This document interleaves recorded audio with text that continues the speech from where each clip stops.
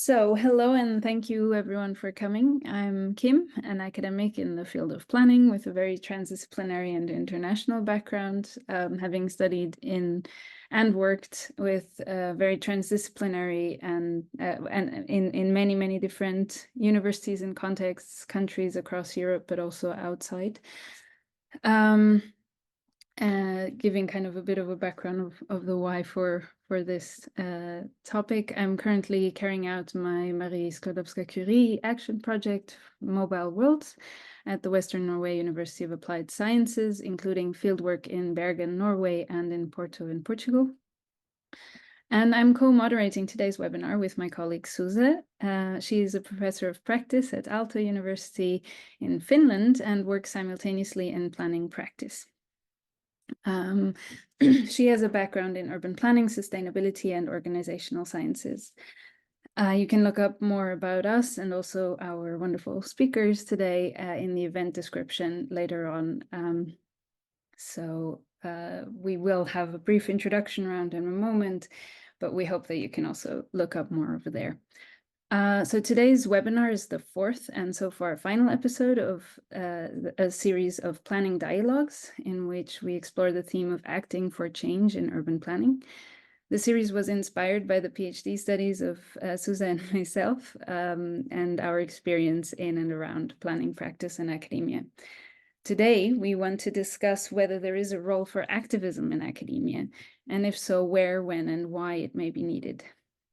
We also hope to take on the question of the impact academia inevitably has on political and other normative processes, even when it does not engage explicitly in activism. So with this overarching theme in mind, we invited today's speakers and asked them to explore some perspectives on this with us. We will start with asking them to introduce themselves, and then we'll have a moderated dialogue between the invited guests, moderated by myself and Suze. And then we will have, for the last half hour, more or less, a Q&A with the audience as well. You're welcome to post any questions and comments in the chat during the webinar, and we will introduce as many of these questions as possible during the Q&A. We will have 1.5 hours to dig deeper into the theme of activism and academia in the field of planning. So let's get started. First, our speakers, could you please shortly introduce yourselves and share your main interests and experience in the theme of activism or inducing change in some other way via academic work in the field of planning? And, what kind of activism have you perhaps focused on, or why have you avoided this, for example? Let's maybe start with Wendy. Would you like to start? Sure. Thank you, Kim. Thank you, Suze, for arranging these nice series of talks and for the chance to take out 1.5 hours of time in a very busy workday to just have a chat about things that are important in life. So that I'm very grateful for that. My name is Wendy Tan. I'm associate professor at the Western Norway University of Applied Sciences, where Kim is also currently doing her Marie Curie postdoc fellowship. And we've been working together for a long time now, particularly on issues of community initiatives and citizen participation. I think that's where the fascination for this subject comes by. My original background is in architecture, urban design, and planning, with a side interest to mobility, particularly sustainable mobility. And I think my interest in, I wouldn't say activism, I would call it more about change and enacting change, or enabling change, comes from the fact that I think a lot of our current systems, if you want to talk about transportation systems, are just not very inclusive. They're not very clear towards a larger segment of society. And as a woman of color in Western Europe, I can tell you I am definitely not part of the mainstream that they've envisioned here in most of the systems I have to deal with, be they actually infrastructural, technological, or social or cultural. So just shortly about that, and I'm sure we'll have some chance to more deeply into this. Yeah, wonderful. Thank you. Ercilia, do you mind going next? Hi, everyone, and thank you very much also for organizing this really interesting afternoon of discussion. So I'm Ercilia. I'm currently a senior research fellow at the University of Westminster's Active Travel Academy. I guess we can go into definition later, but I would say I've always been close to social movements, activism before coming into academia. And I think with my PhD, I realized there was a way in which these two words could come together with a lot of contradictions, with a lot of challenges. And I've always, because of my field of research, been like transport mobilities as an entry point to urban issues and urban justice. Then there's where I've been kind of covering these topics.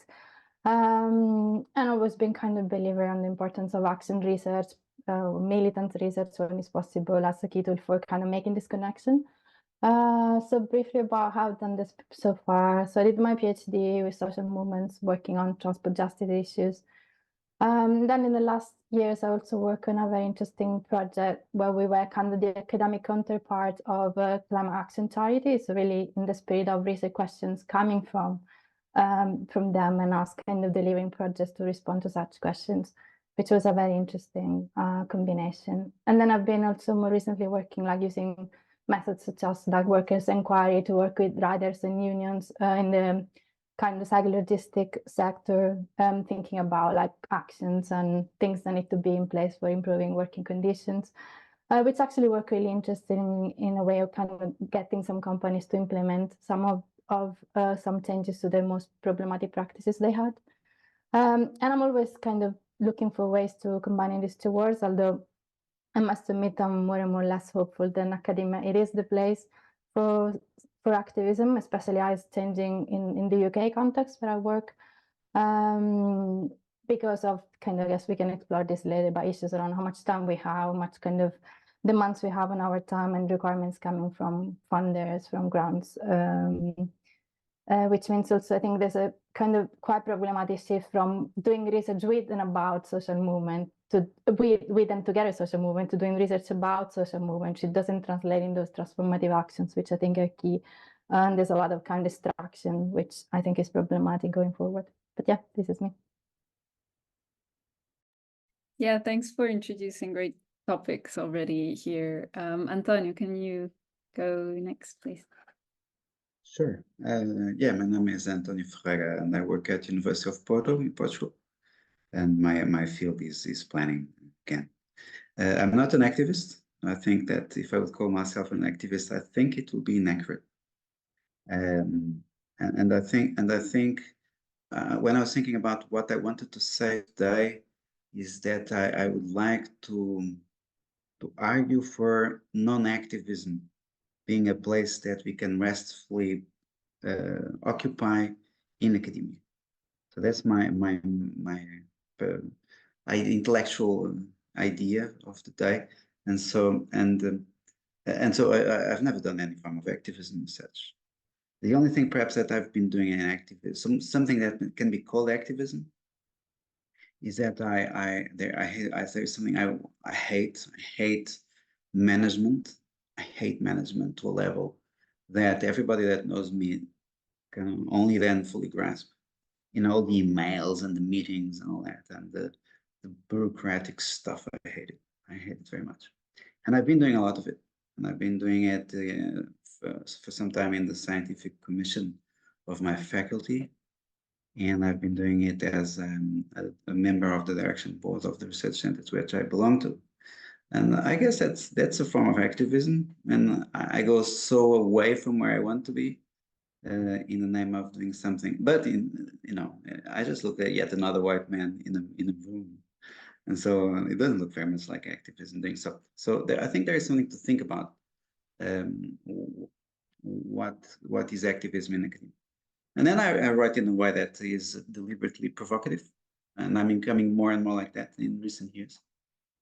And that can be seen as activism, because I say what I think in a kind of a critical theory, maybe, style.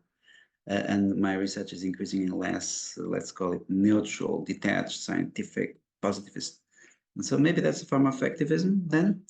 But yeah, I leave these points and then I pass. Yeah, great again to add to the list of topics to discuss here. Milos, you're next. Thanks. Well, great to see everyone here, first of all. I will start from where Antonio you left. I don't know what is activism. I will be agnostic right now. I think maybe there is not even a choice. Are we an activist or not? Maybe we're always choosing to do things or not to do things. So the way I see this, my past life has, I'm skipping this whole where my institution people can look up that. I don't really care about that right now. Let's save time for other things. So I grew up in a society that was kind of collapsing. Yeah, so kind of I know what the future of humanity is. I've seen it. First the money collapses, then the energy system collapses, then the rest of the infrastructure collapses, then the culture collapses. Yeah, then the war starts, then the rest of the fun, water, food, you know. So you would think now when humanity is going towards those kinds of futures, it was the same thing that I was confused as a child. Like, why are these people pushing for this sort of undesired future, and why are these other people just like watching it happen? And then why are they? So then there was this third group of people, and most of us were very young, I guess, foolish maybe to believe in things. So the revolution happened. Of course, there was, you know, foreign powers and whatnot. So, but the revolution happened because of the kids. Yeah, it was teenagers and young students who were the main momentum, and this is in a sense somehow just part of me. Yeah, who am I, and so on. I thought maybe I will, you know, go to the West and then live this normal life where I don't have to, you know, charge any institutions or yell truth or whatever. Turns out not. So at the end of the day, how do we act? Well, you know, either it's some kind of discursive actions or then material actions. And I'm mostly nowadays, I guess, doing discursive actions. Of course, you know, whatever social media and protests and whatnot, that's kind of public action. But I think conversations are oftentimes a very fundamental action we can take. Although now I'm starting to think, so this weekend I was doing material action. I was cleaning my own street, which is in the sacred ownership of the city.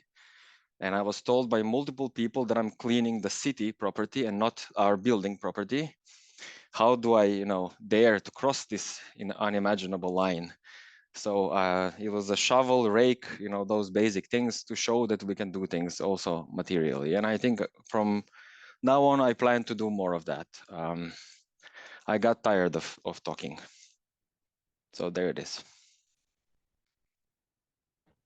Thank you. This is already very engaging with so many different perspectives on change and social movements and transformative action and so on. So if we move forward, Ercilia, would you want to share your perspectives on how would you define activism in academia, and should academia at least engage in activism or not, and why might that be desired or not? Yeah, I'll try. It's a bit of a challenge. So I guess we could define activism as a set of practices, actions aimed at transforming the status quo. And this for me has to be somehow linked to strong ethos of emancipation and social justice. I don't think they cannot go together. They have to go together. And this, of course, it means for me like the more traditional spheres of like street protest, direct action, to other things that, for example, Miles just mentioned now in terms of like more discursive, cultural, affective practices that different actors might put in place. We can talk about, is it social movements, or is it that we define as an activist? But on the other hand, I also see academia as the place where we're granted the privilege to spend time thinking about understanding the world in all these different aspects. And as such, it cannot not be a place also where we, wanting or not, change the world and make the world. So I think the question, more than being is the academia, should academia engage with activism, is more around whether academia can still be a place for working around these emancipatory actions and for a place for social justice for me. So I think to an extent, because it's linked to change, it has to deal with activism to an extent. But then how do we do so, I think, is changing. And I mentioned before a lot of issues around shifting towards like more and more like grant writing and filling KPIs and securing one next contract, which really puts a lot of pressures on how we can deal with like the world and knowing the world and changing the world. And I think this becomes particularly problematic when we want to act and implement, action research or militant research. I have known a lot of brilliant researchers that have left or thinking about leaving in the constant struggle of securing funding for one next project, the next deliverable, which becomes even more difficult when one has kind of a sort of like critical theory or radical research agenda in mind. So I think we think, for me, a lot of kind of closing on the spaces of connection between activism and academia within. But I also see that there are lots of other spaces which are like perhaps around it, beyond academia or despite academia, someone might say. And I think today we cannot not mention, for example, the way, although perhaps too late, but a lot of campuses and a lot of like universities have become a place for posing for voice opposition to the genocide happening in Palestine, with the whole kind of pseudo-occupied buildings, which I think is a very hopeful moment of reconnecting academia with what's happening in the world. But we're also seeing a lot of moments in which academia became a place of silencing and repression. We've seen police violently attacking those students. We've seen colleagues being silenced or silencing themselves because of fear of repercussions. So my question, I think, is rather like, what is academia and what is activism? Is how can we make them work together in the future? Thank you, Ursula. I would maybe draw a line from here to what Antonio said in the introduction. So Antonio, would you like to reflect on these perspectives? Yeah, well, I think that there is some important analytical distinctions maybe that we need to think about all this. And perhaps one is whether, when we talk about activism in academia, we're talking about individual activism, the activism of individual academics. If we're talking about institutionalized activism, and I would say that individual activism is a good thing. And I think it will be good if universities would have the room for maneuver when an academic thinks that it's time to become activist about something. The academic can, and in the sense of he's allowed to and can, because he is not being blocked because of all the types of managerial mechanisms that make the academic completely incapable of spending any time doing it, as Cecilia described. So I think individual activism is a good thing, and we should allow it to happen and create conditions in which can happen. And namely because I think academics are in a privileged position of having time and conditions to think, and therefore we should allow these people to, when they want, to become active on a political level, if you want. I think that institutionalized activism is a very bad thing. And that's my idea of today. Because if you think about it, you know, that very big word of neoliberalism, neoliberal academia is an academia of activism, in which we are actively asked to become very active in promoting a number of changes. It's incredible how many times today we hear academics talking about change, transformation, transition, and all these kind of words that mean basically that some action is being undertaken. And how much academia now is not very capable of doing much, namely because this is kind of a lock-in into this talking and in these metrics and in these projects and all this stuff that we are doing all the time, and that is just to maintain more of the same, and yet another green washing deal, etc. Right. So, and so I think we need to be very careful with instrumentalizing academia, and I think that for some reason contemporary states and European Union, etc., think it's very acceptable to instrumentalize academics to achieve political goals. political economic goals. And I think this is super well patent in the document mission. Let's I wrote it there. Mission-oriented research and innovation in European Union, a problem-solving approach to fuel innovation-led growth. It seems that they use ChatGPT to put these words together in a way that is grammatically correct, in repeating some of them, a number of them, for everybody to be sure that you get the meaning. I think this is one thing that is said in this document, which is basically what inspires the mission-oriented logic of funding that the European Union now endorses, is that innovation has not only a rate, meaning a speed, but also directionality. And so you need to put things, manage the academia so that it points in the right direction, and then you will charge it with, like, those little mouses that you play. You charge it, and then the thing goes doing what it's supposed to. And then we are supposed to be very active in doing this, right? And rolling inside, making the little mouse go, and it seems that this is what is supposed to. And I think we should be in a situation in which academics can return to be people who have boring jobs. Boring means not very exciting, not very stressful, and instead spending enough time thinking about things, learning about things, so that they actually can teach things and inform people about things.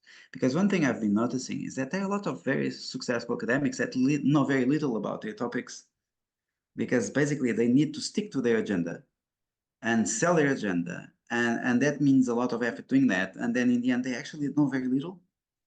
And they're very active. And they're activists in defending the importance of their topic and how relevant it is, and how much we need to do more of this stuff that I'm an expert. And this seems to be a situation in which vested interests of academics become part of the equation, and in which we don't know the extent to which we can rely on academic knowledge and academic understanding anymore. And so I think that we need to create this distance between state and universities again.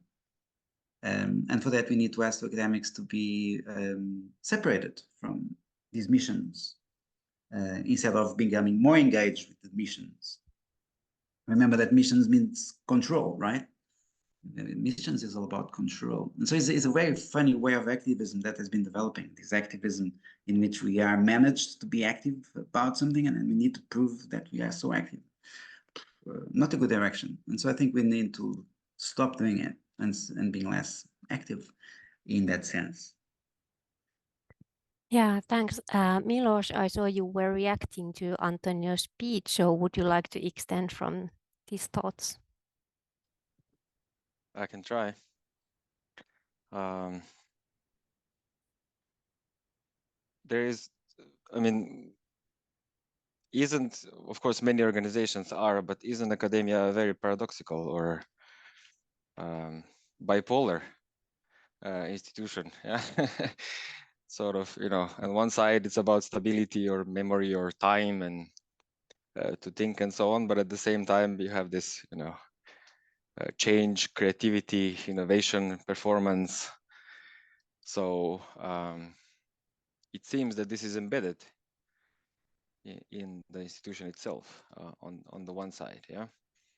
But then you were talking about, of course, also vested interests are always there.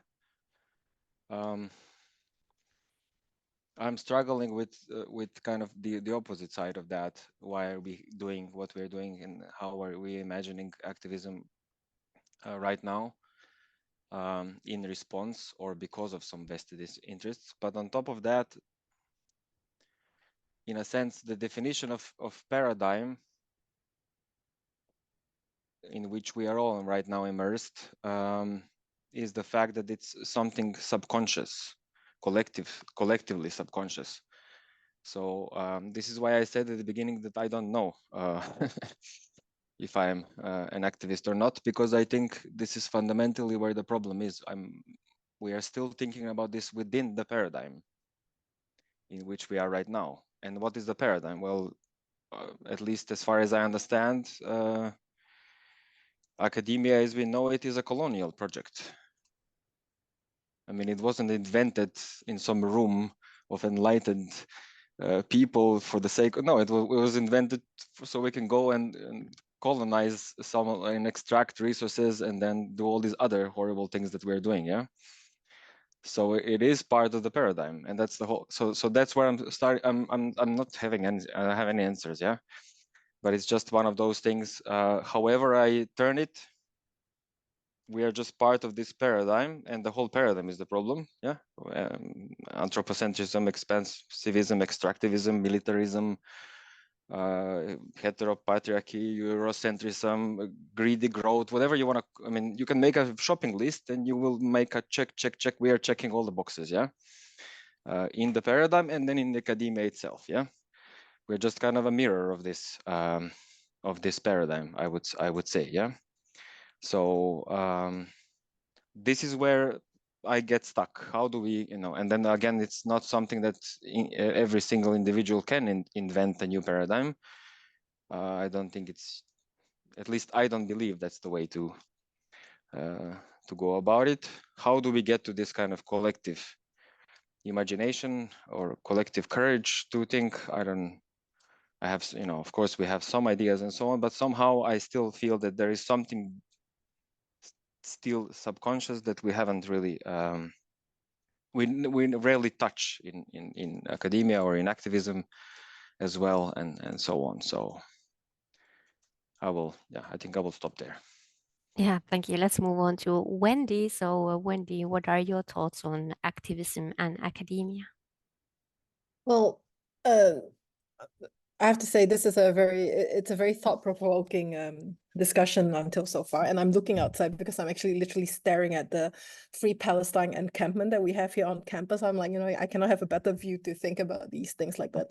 What I can share is more, I think, more from a personal reflection on what these things are, because I agree that very often academia and our role as academics is quite easily co-opted and corrupted, I would say, by the necessary organizations, businesses, and institutions. Partially, we also have a role to play here in shouldering some of the blame. Because at the end of the day, yes, there's a lot of bureaucracy. There's a lot of, I would say, ridiculous rules that we are subjected to. I mean, Antonia and I probably can write a whole book on the kind of ridiculous stuff we've been asked to do that have no purpose or efficiency model behind it. But still, I think that the way I see, and I agree, I don't really think that I'm an activist, but one of the little sort of minor acts of disobedience or activism that I do for myself is I try to use my position of privilege to allow others to do and to say and to think differently than what the status quo is. So let's call the obvious. The fact that we're sitting here in an afternoon in very comfortable situations having this talk is already putting us in a position of privilege, much more than a huge proportion of the world. So what I do with this is that I might not agree with your point of view, but I will damn sure try and defend your ability to share your point of view. And I try to do that with my students. I try to do that with my work. And that ranges from, really micro acts, like making sure any article that I write that I don't always reference the usual suspect authors, but a good creation of young people of color, other gendered authors in there as well, but also championing and mentoring particularly female younger students and researchers to move forward in academia to do the same for other people. And this is why I spend quite a lot of time also working with Southeast Asian scholars, because I think, what we are doing sitting here in Western Europe talking about privilege, there's a much different situation or context in other parts of the world that sometimes we are maybe also a little bit blind to because of where we're sitting. So when Milos mentioned how academia is a branch of colonialism, I was like, I agree, but I also disagree, because technically university is not a particularly Western-centric idea. There's many examples of Asian-based learning institutions in the past, and the production and the transference of knowledge through other Eastern philosophies are also very, very visible. What I do see today is, however, two things I would like to mention is that I am actually quite disturbed, I would say, in a sort of, how could one call this? A sort of morality policing and morality terrorism that I'm seeing quite a lot at university. So less in the sense of whether we are doing something about activism or how activism is present in our work, but much more in the fact that I'm seeing a huge shift towards having the right opinion or the correct opinion. And I think that is something that is quite deadly for academians or academics like us, because we know, in my field at least, and your field probably also, there is usually not one right answer. So how come we're always pretending that there's only one right opinion about everything? Specifically, what I mean by it is that currently there is a occupation on campus for Free Palestine. There are demands being made, and I think those demands, they are relatively rational, and I would say reasonable demands. But there is no dialogue about this, nor is there any space to say otherwise. I mean, this example aside, because this one is a bit politically charged. A year ago, I was giving classes and I couldn't continue teaching because there was a huge and fossil fuel occupation right outside of my classroom. And I was like, yes, I completely support this, given that I'm standing here teaching about sustainable mobility and that we have to move away from car domination. So I had offered the organizers of the protest a chance to say, hey, great, fantastic, I really like this. Can I offer you 15 minutes of my class time to come in to talk to my students who are potentially going to end up being transport policymakers? And I was quite shocked that the reaction was basically no, because people should really know and educate themselves. Anecdotal, but I think quite representative of some of how the discussions are being handled today. So I really missed that part, or at least I didn't get the memo on it. Maybe we all didn't get the memo, given we're not the, let's say, the hip generation anymore, where this room for dialogue, this room for understanding, this room for sort of also supporting and also forming your own opinion about things have disappeared. So if anyone knows where that has gone to, I would really love to know. Is it something that we have given up on collectively or not? So the only thing I can do is, because, like Antonio also mentioned, we cannot move mountains in a day, is that the only thing I can do is make sure that I keep that kind of room for discussion in my work and in my teaching and in the type of projects that I choose to do, that yes, I will go through all the bureaucracy to get all the mainstream money so that we can actually use that money to do things that we care about and people care about. So Antonio, to you, I think there is value to bureaucracy, but only if it serves a larger purpose. Yeah, thank you, Wendy, and thanks everyone for these insights. I don't know, Antonio, if since Wendy mentioned you, if you want to react to that, but otherwise, I have yeah, go ahead. I was just saying that let it continue flowing. Let perhaps raise. Yeah, I mean, to be honest, what this kind of triggers for me is also a bit this question of what to what extent we as academics define ourselves as academics and not so much beyond that, and therefore everything that we do and that we find meaningful needs to find an outlet within academia, and perhaps that's something to try to let go of. While I also value Ercilia's point about, okay, if we then as academics research something like a social movement, then we kind of have to position ourselves and engage with that as well, rather than just pretend that we're sort of, onlookers or something that have nothing to do with that reality. So in a way, I'm going a bit off script here, but I was wondering if there are any reactions also in terms of that and what we kind of count as knowledge, right? Concerning what Wendy was talking about, like where do academics think knowledge is, and is that within like EU frameworks? And what do people outside academia or students that are learning about these things think counts as knowledge and as valuable? I don't know, that's thoughts that came to my mind. I don't know if you have reaction.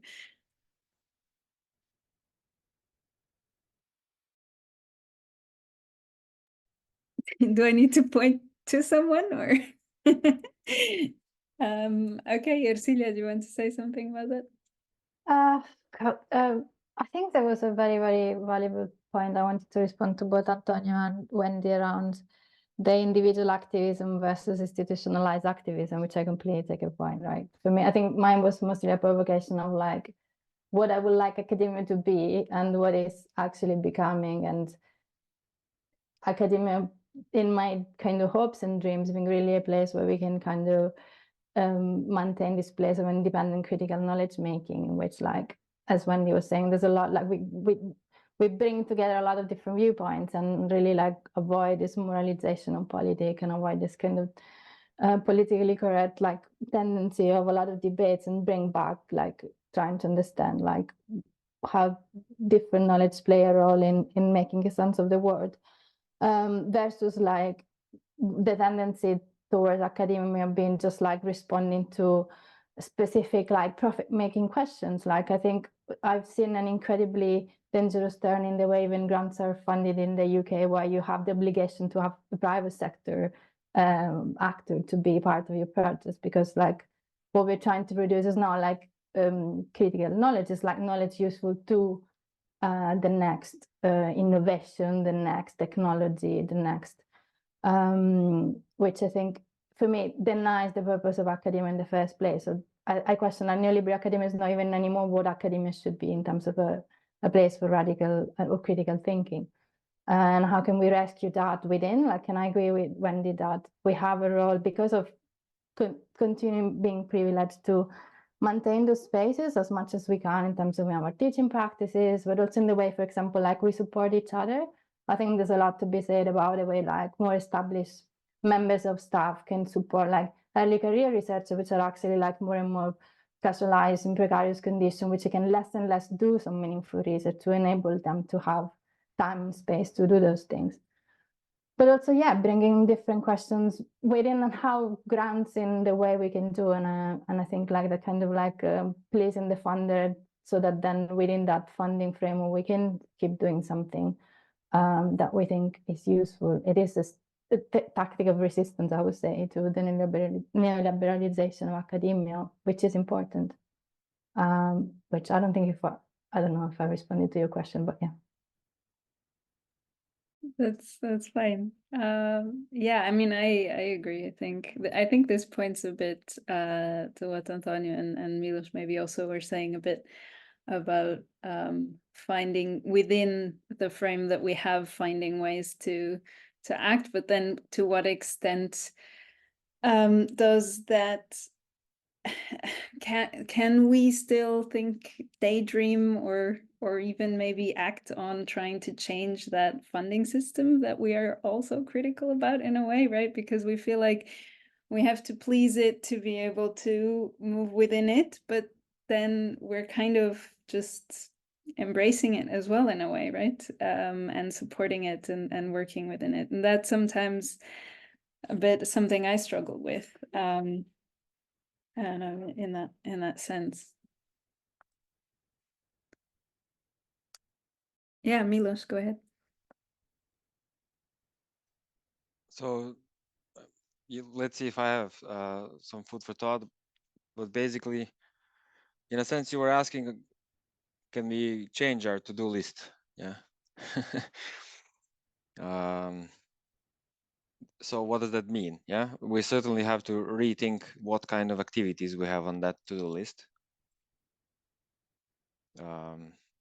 Is it just paper writing? Yeah, the most obvious example. When you ask academics, what is it that you do? I write papers. But I'm also thinking about this other thing, yeah, because the same activity with different underlying meaning creates something very different, yeah. And I agree with you, Wendy, also what you said. I mean, these should I call them alternative narratives or knowledges have always been there, or institutions, whatever you want to call it. We have always had alternatives. It's just that those alternatives are pushed aside and they're not visible from the dominant alternative. So now if I go back to that, like the meanings of those activities, when you or Celia said the militant research, I was immediately somehow, it was a very interesting choice of words. Yeah. Why is it not loving research? Yeah. So this was the same. This was literally the core of the same dilemma we had when trying to face dictatorship and all this, societal crumbling down. Do we handle this within the dominant paradigm, which is, do we now just get a bigger gun than the dictator and then try to fight the dictator with a bigger gun? Or do we try to change the way the battle is, or there is no battle? Yeah. So back then, or these people are still calling it leftivism. Yeah. So laughing and activism. But beneath that, there has always been some kind of different idea of a word that is, of course, very much forbidden in academia: love. Yeah. When I say love, I don't mean this sort of, person loves their phone or another person. I mean this agape. Yeah. The bigger love. Yeah. So we can again change our to-do list, but if our to-do list is still this, I will fight fire with fire, I don't think we're going to get anywhere. Yeah, because we're going to get stuck in the same paradigm of violence and destruction that has produced this very system that is continuing on this path of violence and destruction. Yeah, we just think that it's somehow in the future, but we are in the state of violence, as we just talked about it, or people are, or everything, all life of this planet is in state of violence. So I would just rather add that part, that we have to sort of change these underlying meanings on top of changing our to-do list. Yeah, I think that really kind of relates strongly to, or the whole debate already, strongly to this question of, is academia taking very normative stances? And I get the feeling that at least in our circles, it does. I don't know whether this extends everywhere in academia, and I kind of sometimes wonder where it does. But then, and that's why I kind of had this prepared question that you also got, which is about kind of yeah, is this a positive thing also in terms of inclusion? Does this then, because of the idea of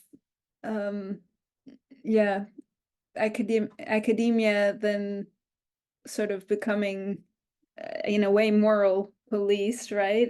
But in a strange way, again, where do we allow alternative thinking or not, etc.? I'm not sure.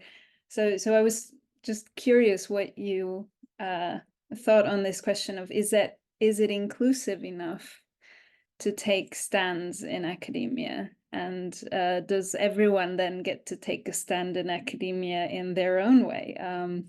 Where does that where does that take us, right? I don't know. Antonio, would you want to go?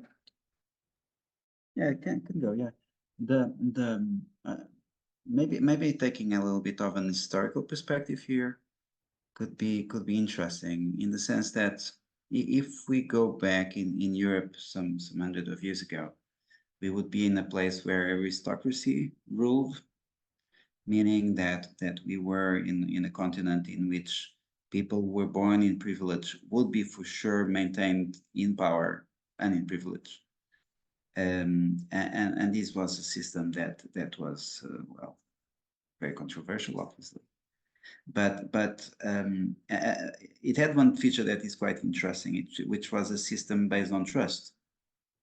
I trust that my son, I trust that my cousin, I trust that the other guy from the other aristocratic family who I know so well, will do the right job, will do the right thing, because we share our values and we trust each other, because we are the elite. And this is a system that has all the problems we know. One of them, obviously, is that it's not just a system inclusive in any shape or form. It is a system based on inherited privilege and inherited exclusion from instances of power. And then we got very sick of it, especially the French. The French started being more sick of it than the others. And so basically they decided to start decapitating people, and that led to meritocracy, really. And so we embraced a model in which people are selected to positions of power and privilege based on their merit. Merit will be an expression of personal talent, and an expression of work and dedication and effort. And all that will lead to the people who can deliver better. And this will be a nice way of avoiding the syndrome of the mad king, the crazy feudal lord, because we are guaranteeing that the person to be put in a position of power will be a person with merit, and to be maintained in a position of power, it will be a person that can continue to show talent and dedication and work and effort and all that. So this is pretty good. The issue is that meritocracy comes with inclusion, and inclusion comes with lack of trust, in the sense that if we are accepting to recruit for our organization, being it private or corporate, public or corporate, public or private, whoever shows up that displays merit, comes a question of, if this person comes with a different background, with a different cultural legacy, I don't trust that legacy. I don't know if they're going to destroy my organization, but still I want to include.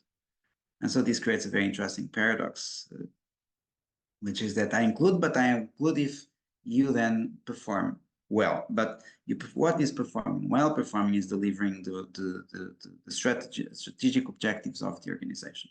And so if it's a bicycling company that produces bikes, how many sales you can promote, right? But then the person might start to do all sorts of funny business to sell more bikes, and be corruption and coercion and fooling us around with gaming the metrics. And so there are other things that we need to check. And then we add new metrics of performance, some positive, some negative. So we want to raise some, we want to make the others go low. So there is this all complicated management through metrics. And so we get to bureaucracy, heavy bureaucracy, to be able to, for us to deal with all these mechanisms of inclusion that come with the goodness of meritocracy. And then it becomes very complicated, because then how can we approach activism here? And the answer for that is we include activism in the metrics.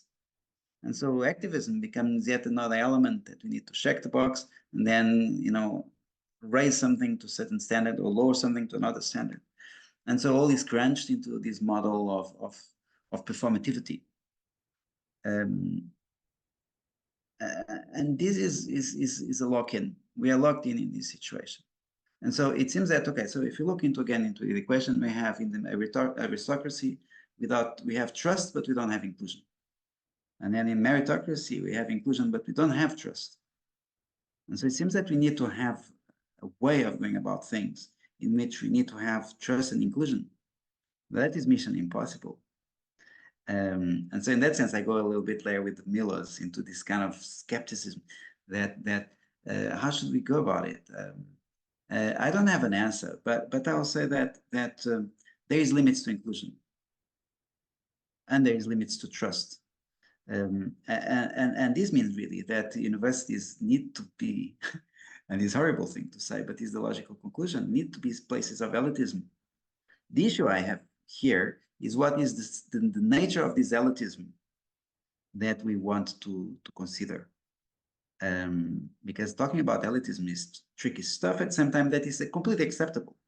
Oxford and Cambridge and MIT is all about elitism, and that's fine. But then they also praise about them being so inclusive, which they obviously are not. But just because there are people with different skin colors, then it's all fine, is it? I don't know. So I leave this as food for thought. Wendy?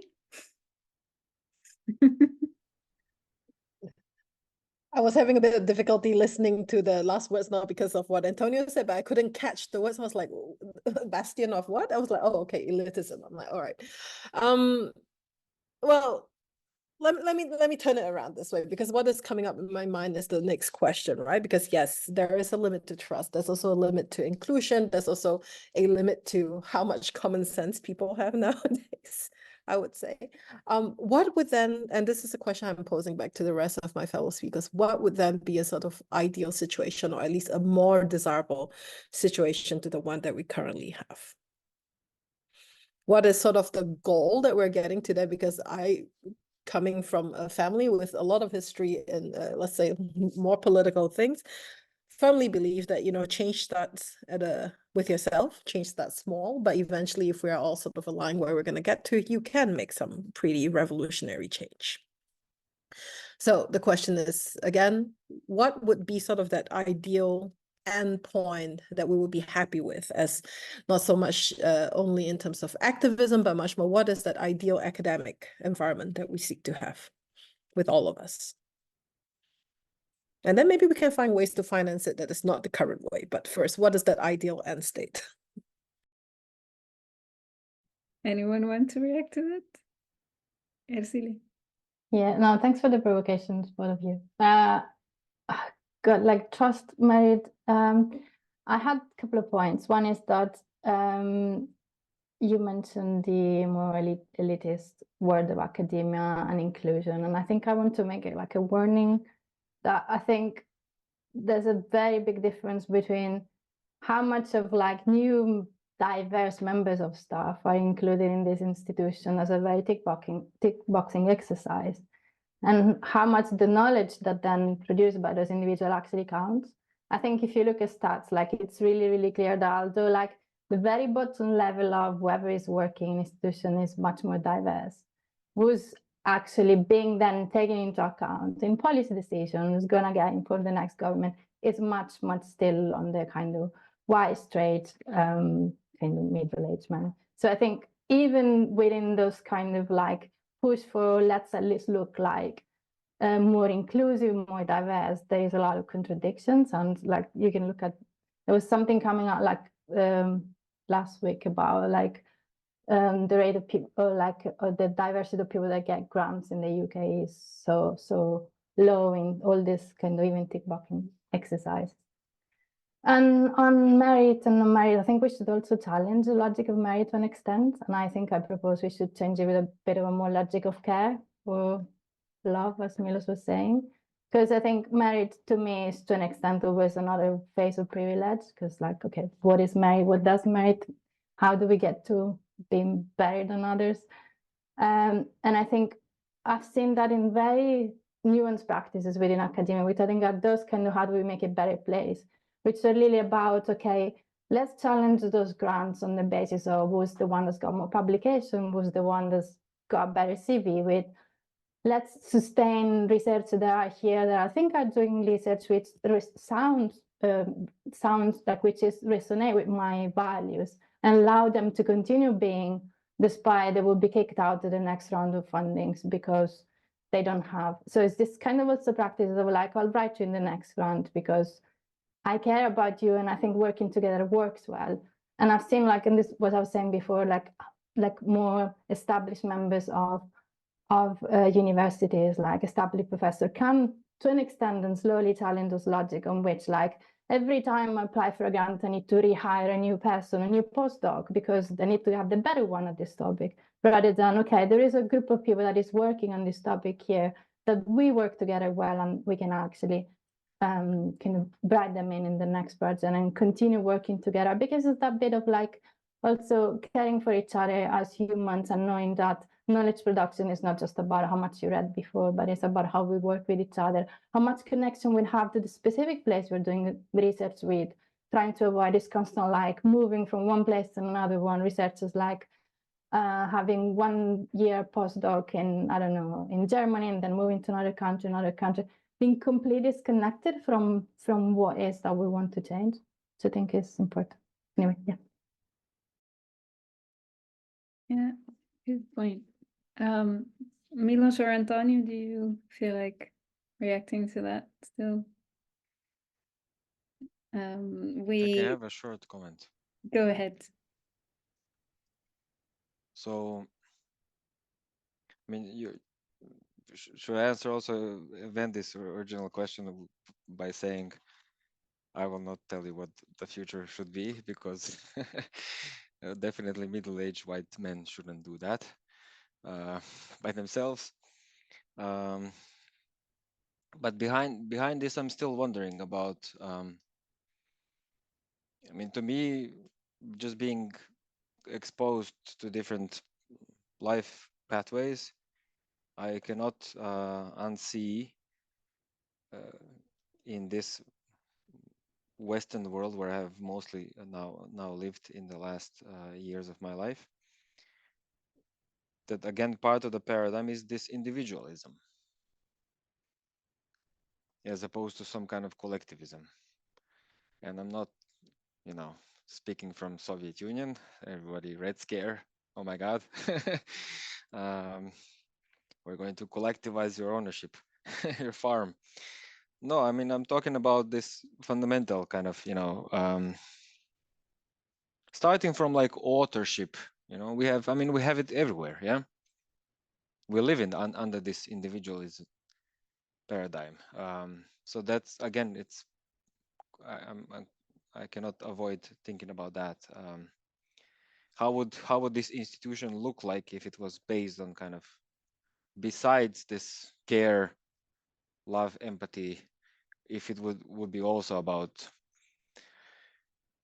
some kind of collectivist mindset as opposed to an individualist one?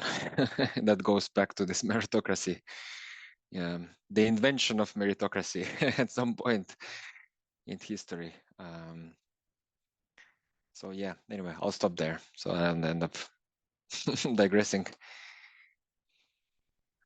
Well, in a way, that makes me wonder about the question we had on participation as being kind of a tenet of the European Union for funding, right? And I think that's kind of the way that at least tries to put out this idea of a collective thing. But still in a very merit-oriented and a very sort of, ultimately who ends up deciding is still the market, right? And so very individualized again, in a way. Are there other reactions on this? I think I can just say something very quickly, yeah. which is that I think for good activism to come about, you need people who have wisdom and have will. And wisdom probably is the result of a nice combination between knowledge and morality. And will is what happens when people are not broken. And so we need non-broken people with wisdom wanting to do things. And then I think we can trust them.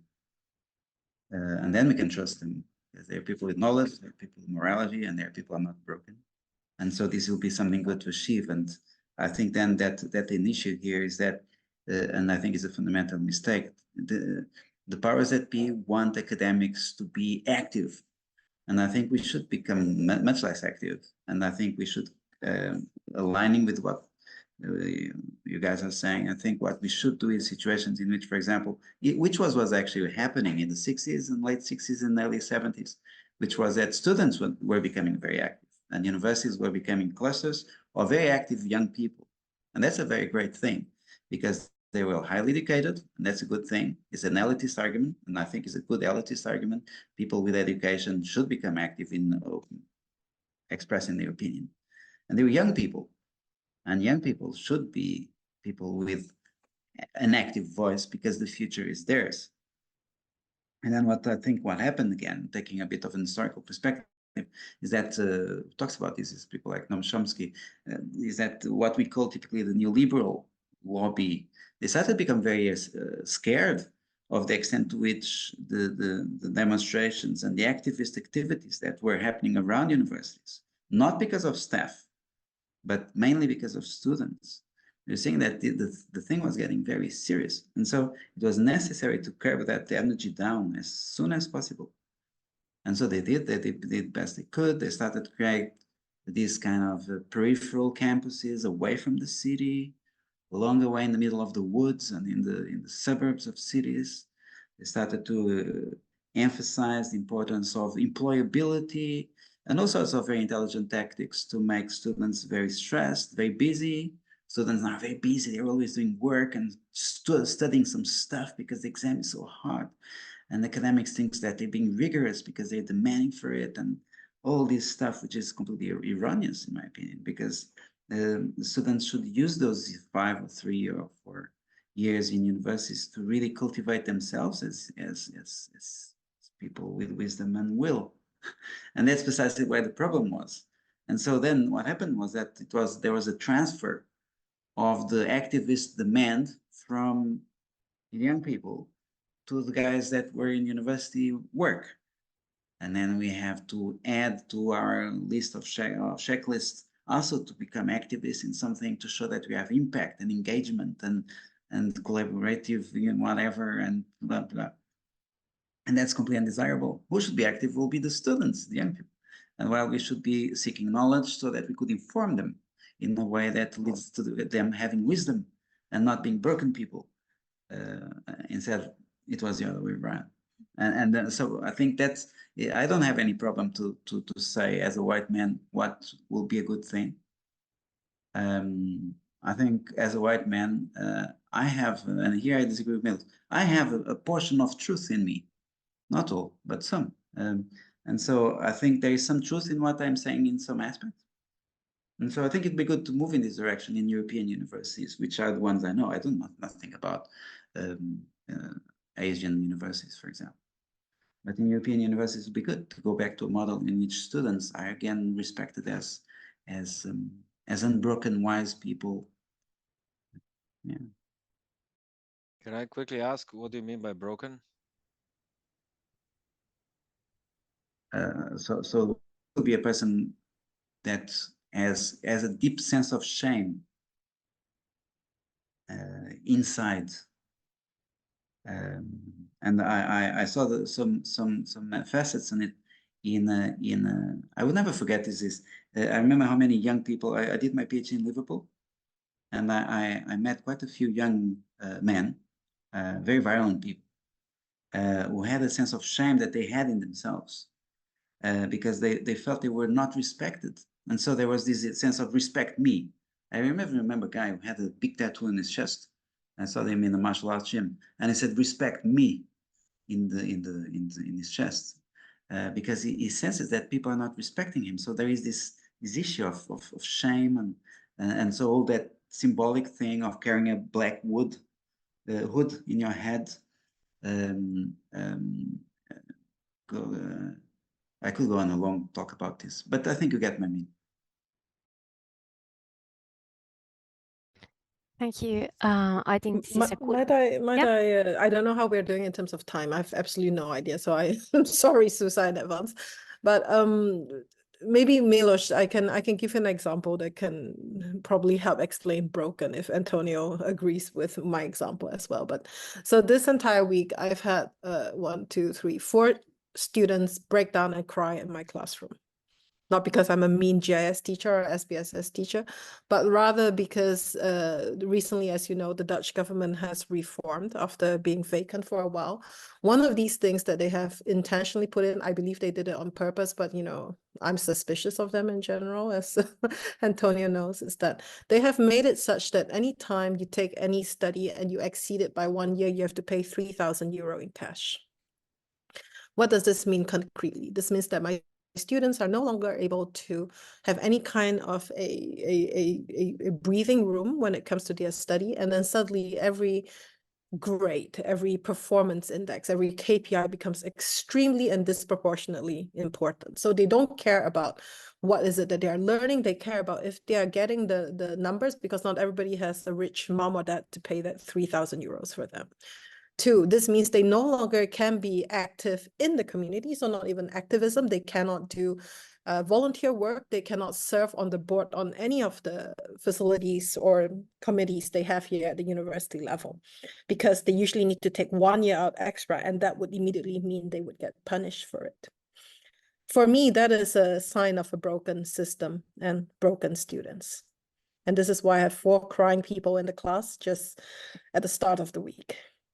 So I don't know, Antonio, if this help describes the thing, what you're seeing also. Can I also make a point? Yeah. Quickly. That is, I kind of, yes, Antonio, like, yes, perhaps our students, the one that will do the action in the activist part, but we have an immense responsibility in allowing them to have the time to prepare for those actions, to have the care and support that they need to get to that point and feel that they can kind of go out in the street, go out building a campaign. And I think staff support within academia is very, very important. Whatever form of support we can do, like our union's been releasing a lot of statements, for example, in support, which is a very small thing, but it forces us as kind of lecturers and researchers to connect with what the students are doing, understand what they're doing, and show that we are with them and strengthen their actions. So I think I don't agree with this kind of divisions on responsibilities too much.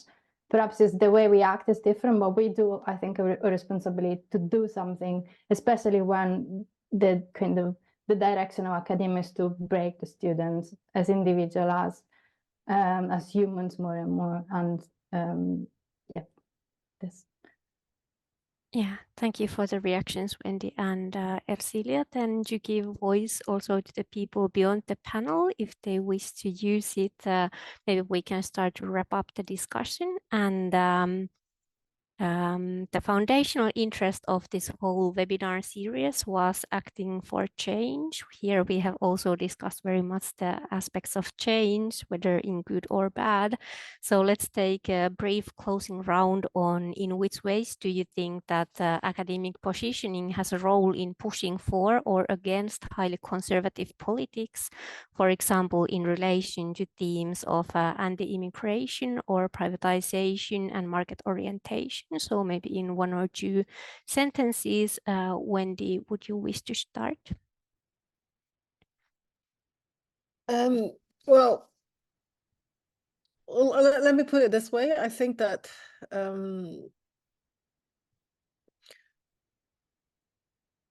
this is particularly one of these things that I'm a bit concerned about, that, you know, we very quickly also label things as therefore, you know, different or dangerous. Of course, there is a limit to physically and criminally dangerous philosophies of ideas out there. But what is our role in this?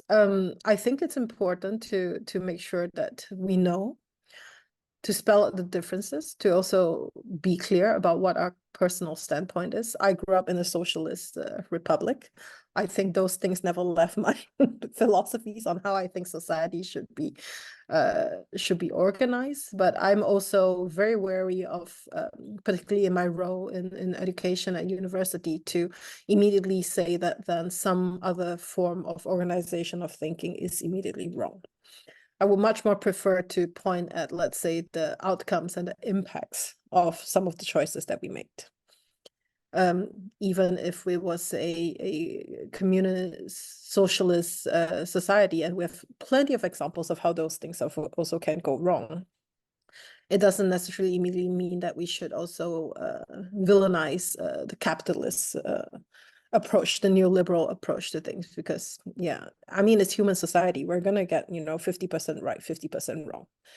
Is my feelings on how this is. So from a research point of view, I think what I would agree with also, I think most of our speakers here, is that I am quite worried and perturbed by the fact that we are well, I don't know if we seek to do it as academia, but rather I think we are asked to always valorize and commercialize the work that we do. You know, at one point, as Cecilia probably said, I'm thinking, why don't I just go work for a consultancy? I probably have to claim my hours the exact same way also. What is the point of doing then the work that we do? I might as well go to a consultancy, and then I probably have better resources and better reach of what I want to do as well.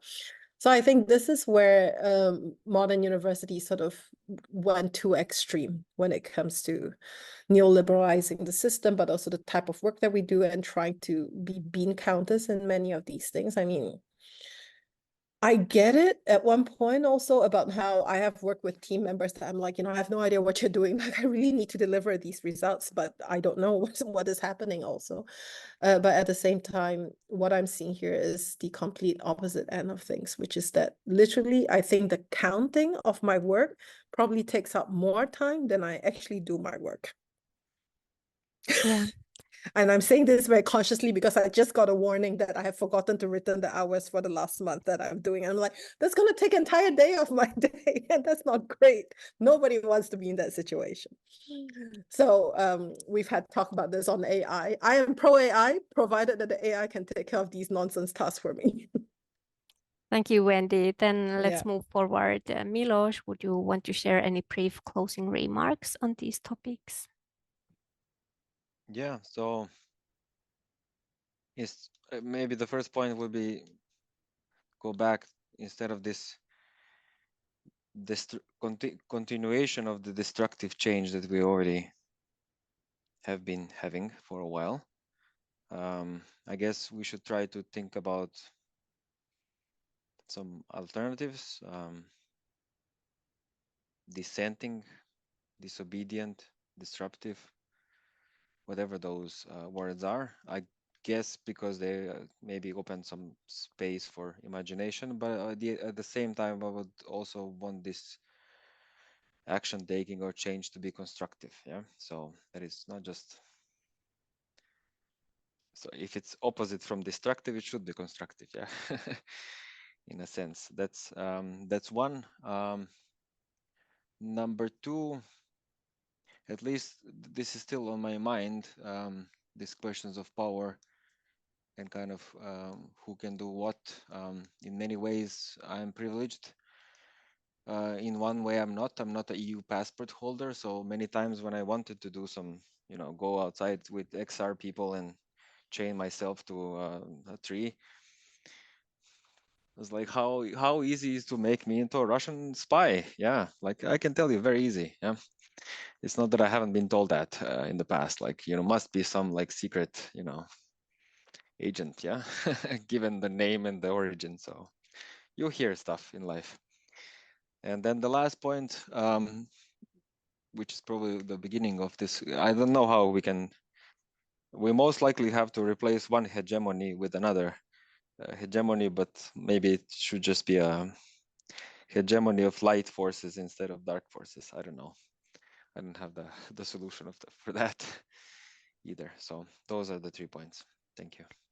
Thank you. And I will remind here for the audience that you will in a while get a chance to also share your thoughts. So think about good questions for our speakers.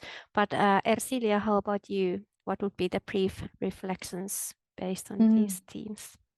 Well, so thanks for giving us 1 hour and a half to think about things we don't get time to think about sometimes within grants and performance indicators and stuff. I think got 3-4 points on my little piece of paper here. One is like, whatever way we can and do, and I think like activism is also about thinking about different tactics and within, in, outside, beyond, whatever the kind of framework you're working with, about really, I think, challenging the cooptation of different emancipatory ideas that have been within the knowledge we work with, which are continuously co-opted by the next round of funding, the next indicators, the next grant proposal, and really like, I think that's somehow a responsibility, how these ideas of participation and inclusion and justice are kind of slowly taken away from the vocabulary we have for thinking about better world. And I think that's a really good important thing that we can and we should do in our teaching, in our research.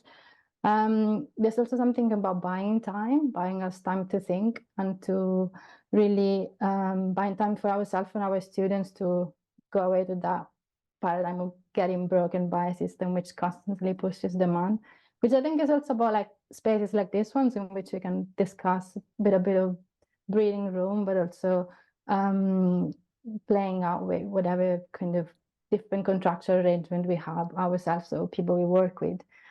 Because I think a lot of the issues we're facing, especially in like how much we can produce critical knowledge, is also around the time pressures we have.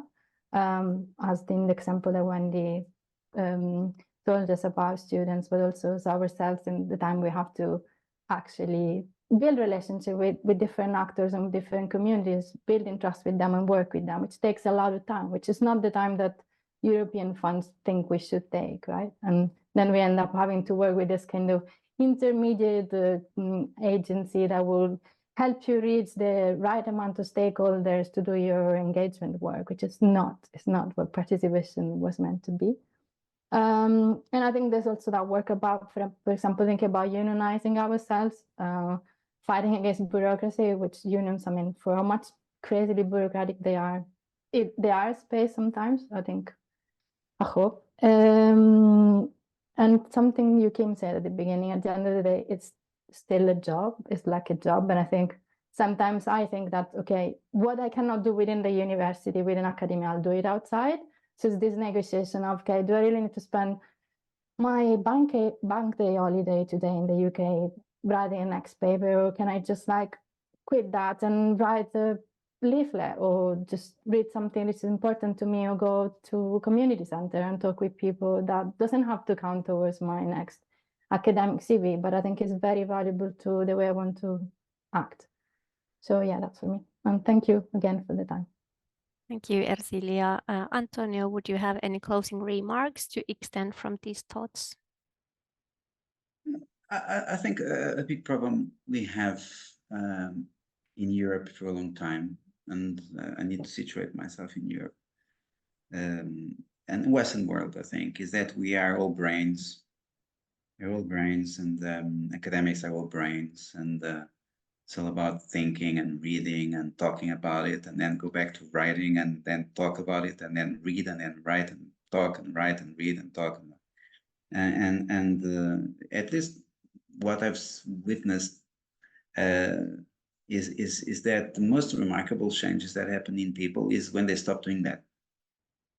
Is when they go through profound experiences that are about embody and embodied engagement and emotional engagement, and also altered states of consciousness resulting from this embodied and emotional engagement with something spiritual, we might want to call that something.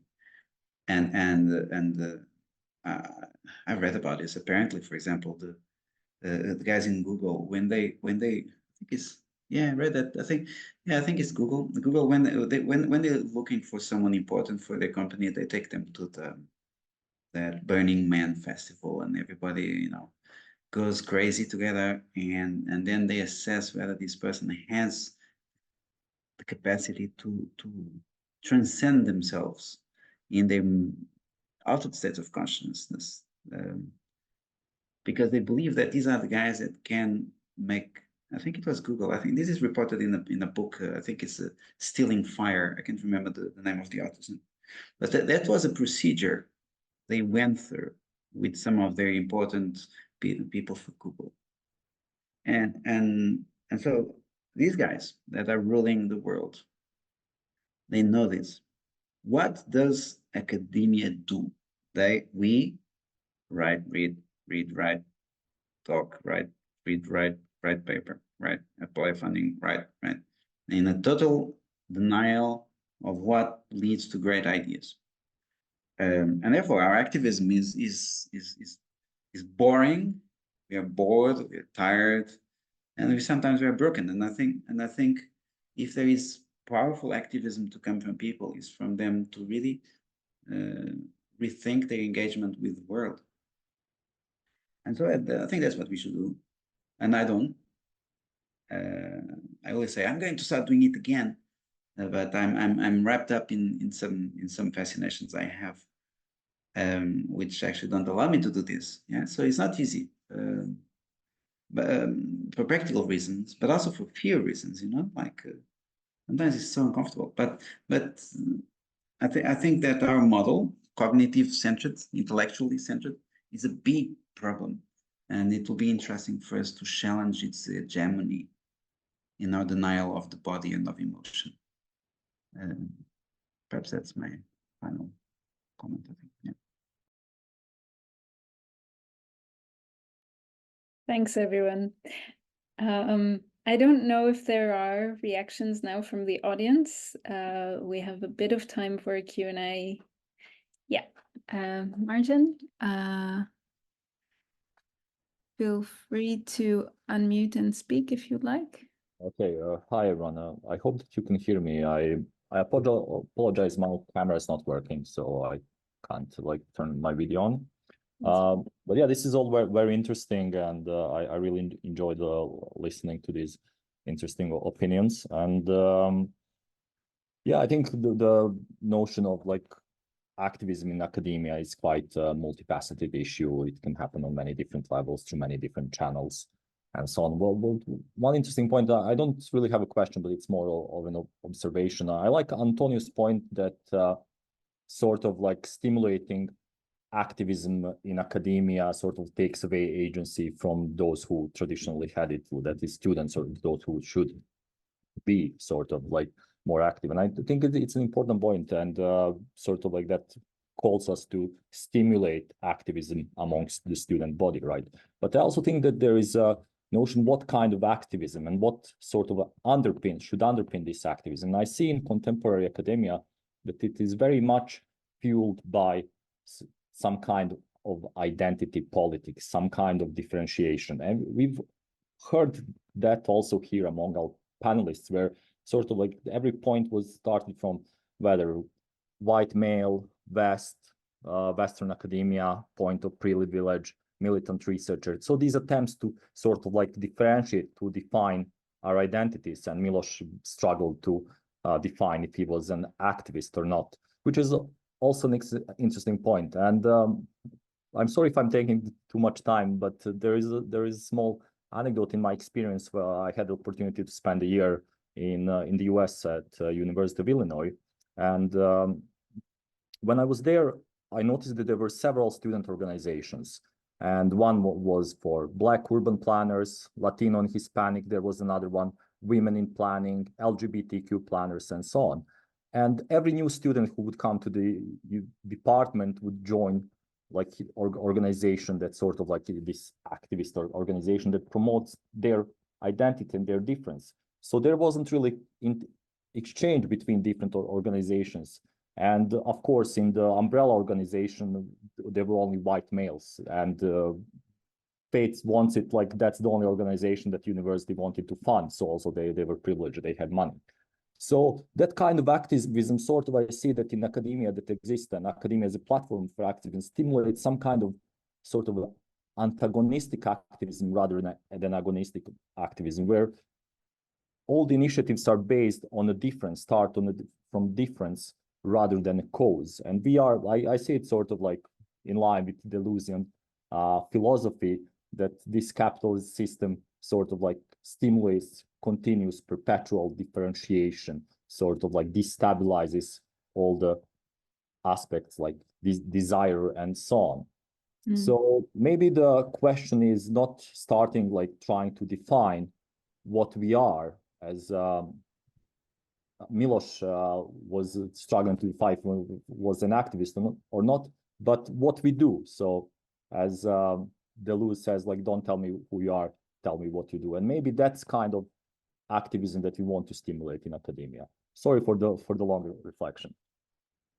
No, thanks. Does someone in the panel want to react to this? I can say that I find this very interesting also in relation to this idea of what can be causes that, like Ercilia was saying, we don't have to put on our CV, right? So we're not using them to define ourselves and to sell ourselves further in a way in these contexts, but to just do them because we find them important. At one point, I still haven't actually done it, but I feel so much like just putting out flyers without any association, without any name, without anything, just sending nice messages out to people and just leaving them somewhere.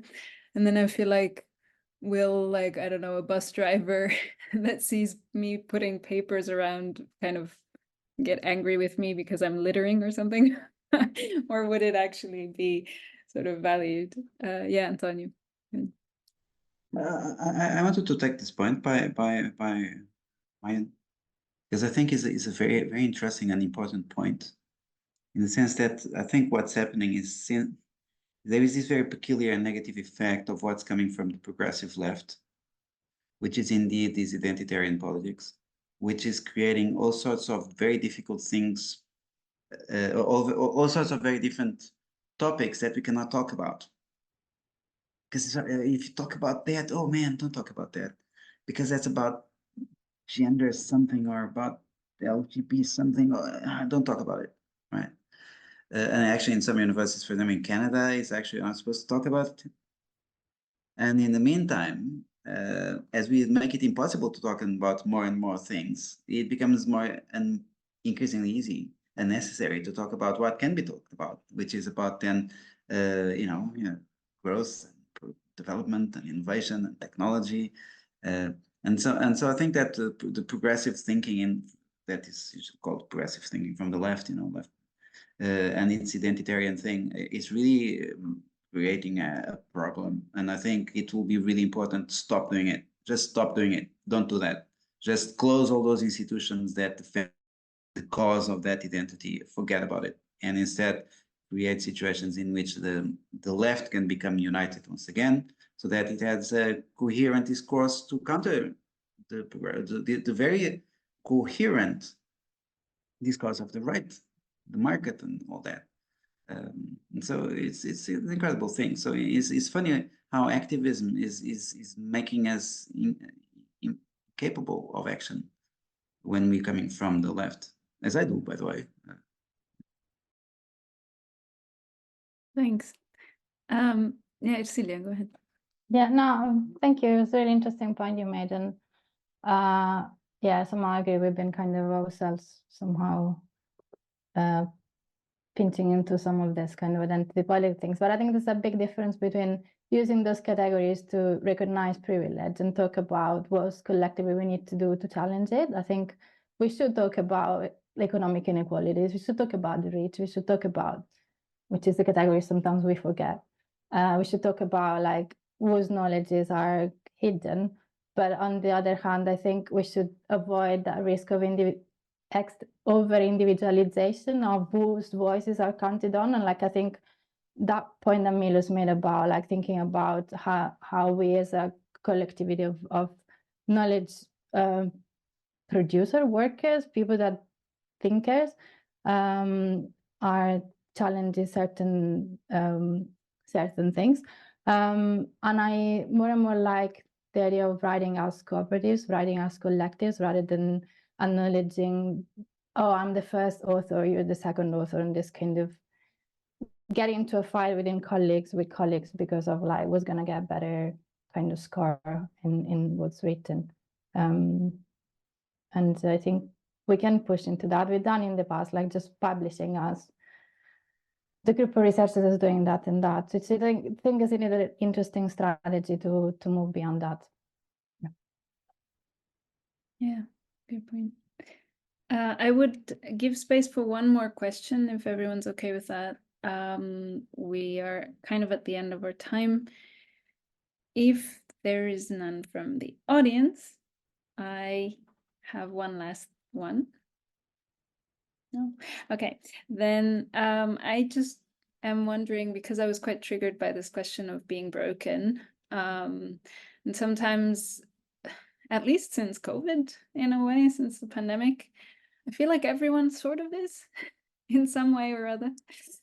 And probably that's a very, very Eurocentric perspective again as well, because, beyond that, probably everyone was broken somehow by colonialism or by something else. I don't know. So I feel like, how can we heal? That's kind of my question, because if everyone is broken, then we have no one that's, not in that state. But how can we heal so that we can still do the unbroken side of things in a way? Any thoughts?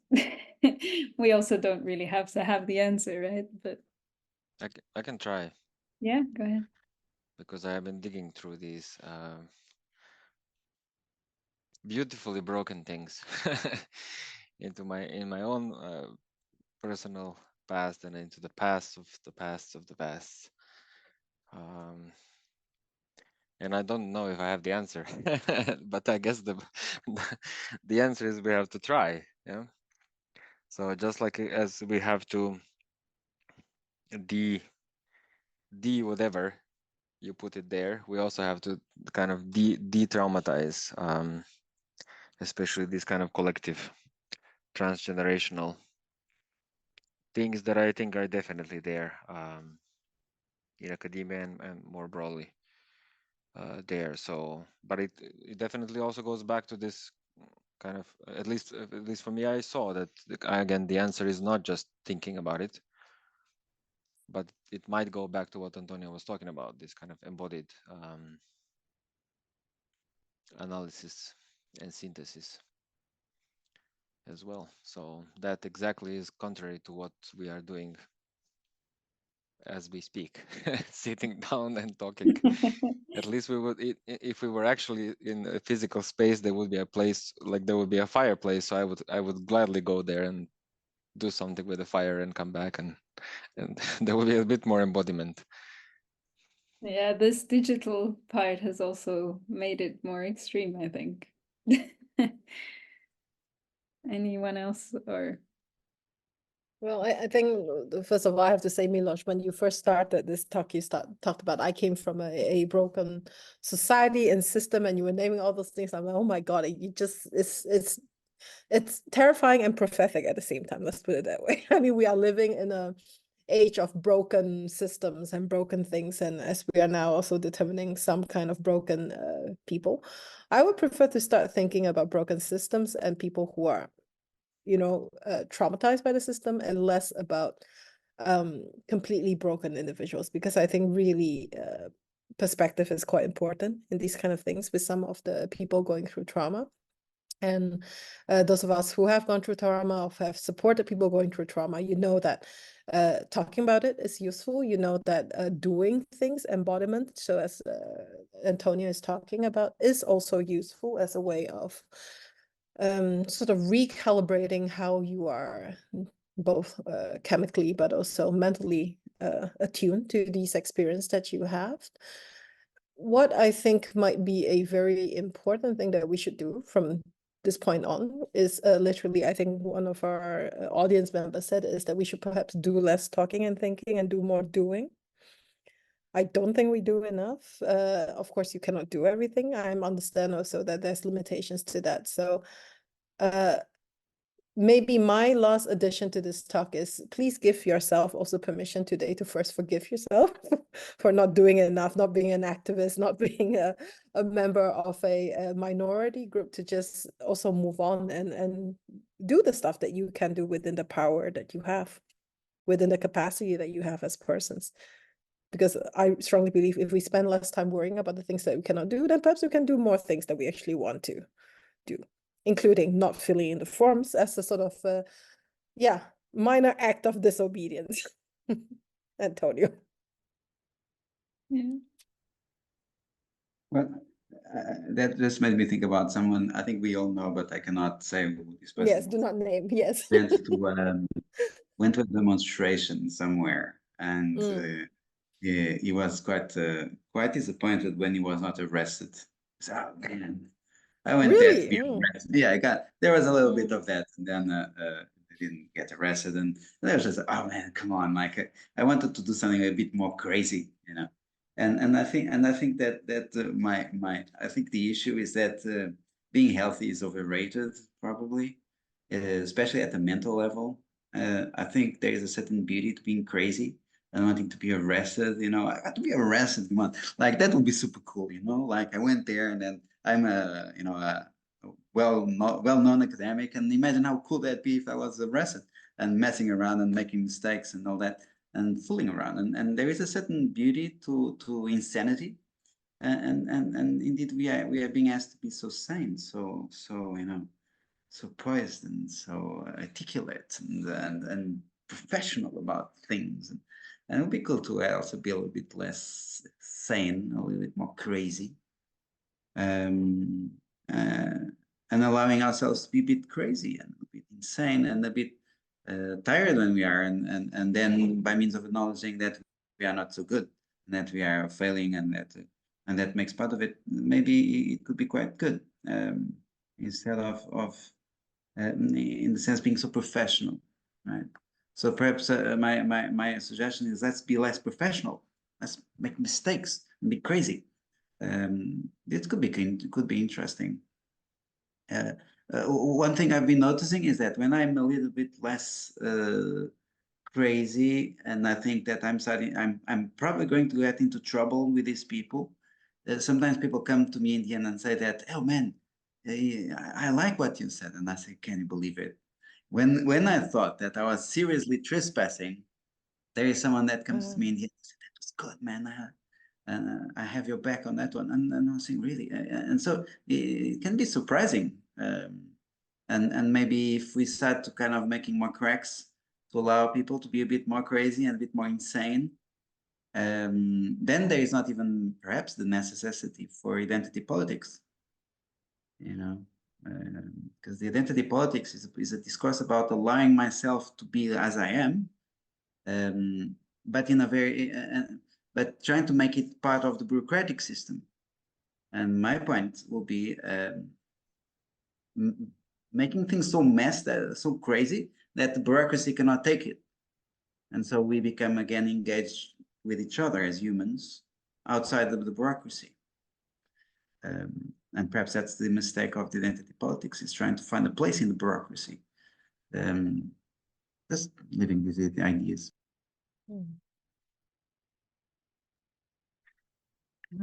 Ercilia, I don't know if you still want to say something there. Just very, very quickly, building on Antonio's points on like being a bit accepting kind of queerness, they would call it, if you don't want to go into that there. But I think sometimes we talk before about recognition, like this lack of belonging and like going beyond individualism. And I think it's also about like challenging this needing like this. I think it's a cry for recognition, a cry for belonging, which then translates into the need to be exceptional to be recognized, which links to meritocracy. And I think once we challenge that and recognize, okay, we're fine. We don't need to be the best one. You don't need to be the highest ranking individual to be valued in society and belong. I think it can be also a step towards tying in healing back together, because I see there's a lot of danger into that, constantly trying to be, over others or exceptional to others. And I think there is a cry for belonging to that in a very contorted way, which, could be another path to healing. Thank you, Ercilia. What a great discussion it was. I hope we can continue from here at some point. But before that, we would like to start by thanking you all. First, the participants for the inspiring dialogue, and also the audience for joining us here today. And today we explored how the themes of activism relate with planning academia, with a brief dialogue, which open up a new set of themes to be discussed later on, of course. And with this final episode of Planning Dialogues, we want to wish you an inspiring summer. And if you missed any of the previous episodes, Kim is sharing the links in the chat to our YouTube channel, and we hope to upload also this webinar there as soon as possible as well. And finally, Kim is also sharing the links to our planetary planning website and podcast, where we continue some of these discussions. But thank you for being here with us today, and keep tuned for the next steps of Planning Dialogues. Thank you. Thanks, everyone.